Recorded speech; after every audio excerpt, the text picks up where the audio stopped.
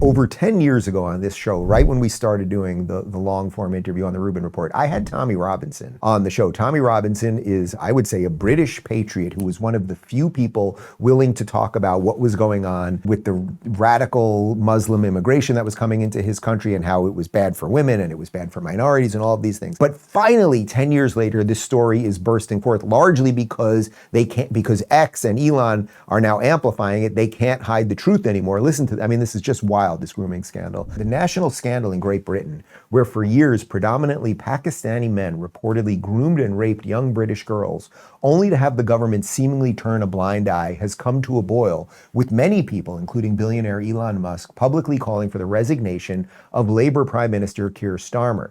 The Labour Party has blocked an investigation into Starmer, who served as head of the Crown Prosecution Service. Jess Phillips, Labour's safeguarding minister, insisted that it was for Oldham Council alone to decide whether to launch an investigation into alleged exploitation between 2011 and 2014, The Telegraph reported. In the UK, serious crimes such as rape require the Crown Prosecution Service's approval for the police to charge suspects. Who was the head of the CPS when the rape gangs were allowed to exploit young girls without facing justice?